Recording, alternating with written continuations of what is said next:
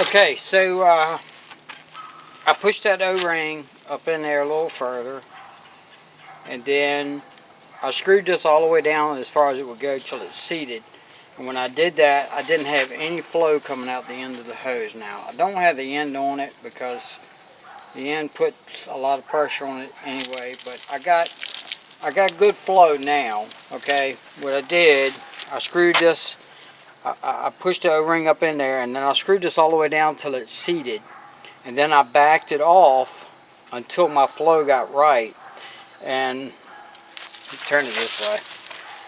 And then now, as you can see, I don't have any leaks. Okay, maybe a little small drop of a leak up at this joint right here. And you know, I could probably finesse that thing around a little bit and maybe even get that out of there. Okay, so this setup is actually working pretty good, and as it is now, if I wanted to blow air through here, I just disconnect this right here. You know, the hose is on, it's not leaking. Just disconnect this. Now I can plug this into the air compressor again and use it on the air compressor. Plug it back in there like that, and it's back, you know, shooting water like that. So, and it doesn't seem to be leaking. Now the purpose for doing this was going to be to clean the radiator out on the Kubota tractor. And mud bog truck, you could use it for that, to clean your radiator out after running through the mud bog, and you wanted to, you know, shoot water back through the other way. You know, this would be, you know, you'd use that for that too. So I'm still thinking that this part of it is just too long. So what I'm thinking I'm going to do is I'm going to take a hacksaw and I'm going to cut this thing off short so I don't have all this long angle sticking out, and then I can get it up in there. I'm going to turn the camera around and show you what I'm talking about before I cut this off. So let's rotate you around here and down and right in there. And so what we're planning to use this for is to go in between right in here and be able to shoot water in here. And I want to get, you know, all around where these fins are and all down here, and then I want to be able to go down in here and go to the other side and just shoot, you know, water through there. And but I'm thinking if I needed to go behind this blade, see, I don't have enough clearance. So I'm thinking if I cut this off, then I would probably have enough clearance to actually get behind the solid part of this blade right here. I'll move you around the front and let you see some of the flow come through. Move you right around here. Let's see.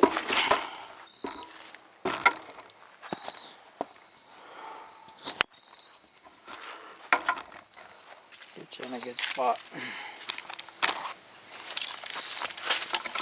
And hopefully you can see that coming through there. So basically washing right on through the whole thing.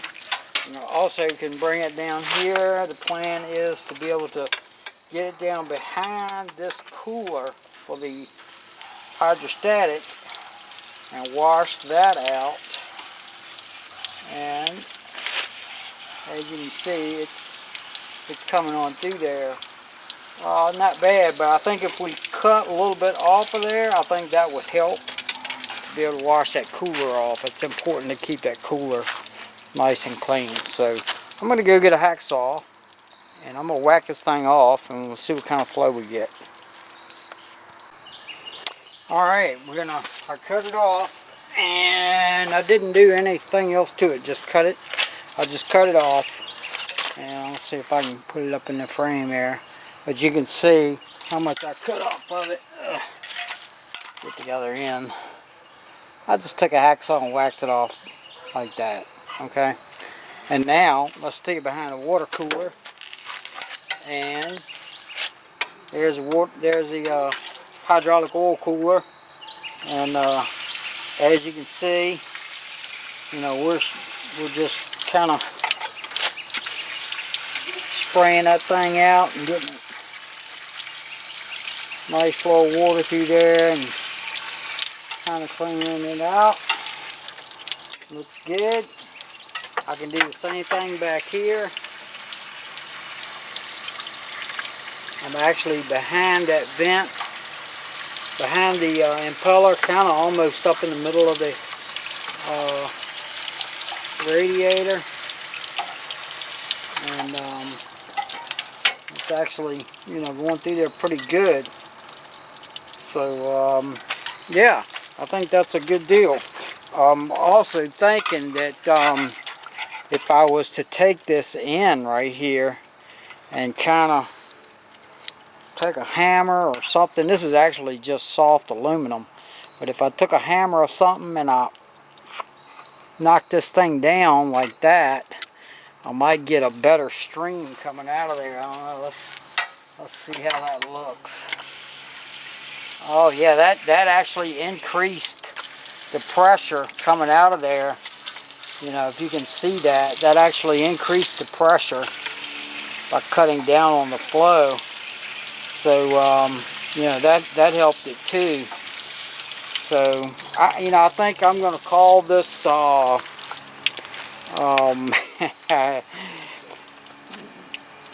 modification, adaptation, or whatever you want to call it, somewhat of a success. It does leak a little bit right there, but it's really not leaking that bad. Seems like the more I use it, the less it leaks. And I could probably solder that closed if I wanted to. You know, you know, once I know everything's working, I could solder this up permanently on there if I wanted to. But so you can see it's got a little bit of a drip right there. But it's, you know, it's not running water down my arm, which was a plus. And bending this, flattening that out, actually, you see how it increased the pressure. Now I could actually squeeze that thing down. I was just squeezing it down with a pair of channel locks, small channel locks at that. I could squeeze it down a little bit more and probably get a little more pressure out of it. Not sure that I'd need that kind of pressure, but you know, these radiators and whatnot, they do get clogged up. The nice thing about this aluminum is, I don't know if it's going to show up or not, but you can actually kind of bend this stuff like that, okay?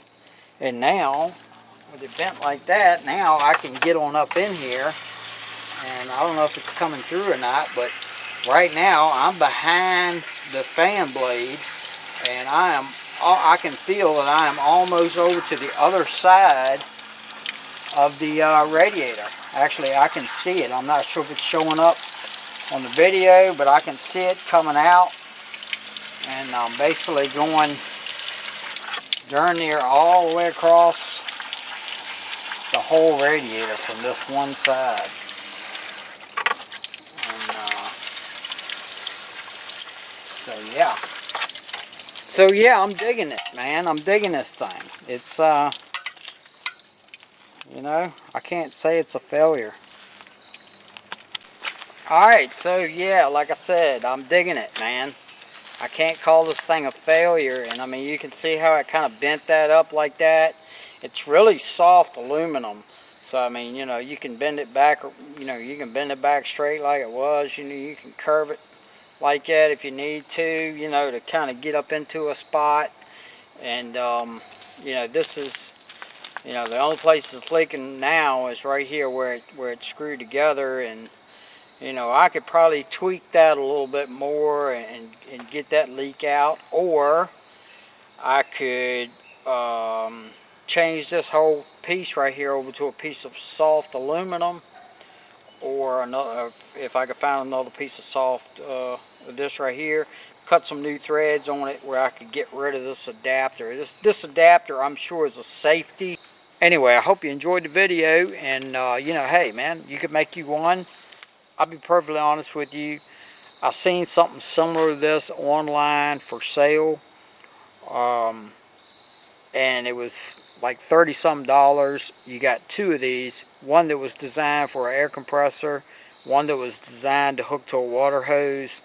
It's like $34 or $39 or something, and it works, supposedly it works fine, it works good. I seen it. I could have easily bought one of those, but I'm a hands-on kind of person. I like to create, I like to build and make stuff, and so seeing that, I kind of based what I was going to do off of seeing that. I'm not trying to sell this to anybody. I'm not trying to take credit for its design. It just, when I seen it, I said to myself, why have two when you should be able to have one with just an adapter that would change it over from either air or water? And then I wondered if an air valve like this would actually hold back water. It did leak at first, but as you can see, it's holding back the water right now, and you know, it's doing it. So I'd say it's a success. If you find the video interesting, please give me a thumbs up, and I appreciate you sharing the video with all your friends.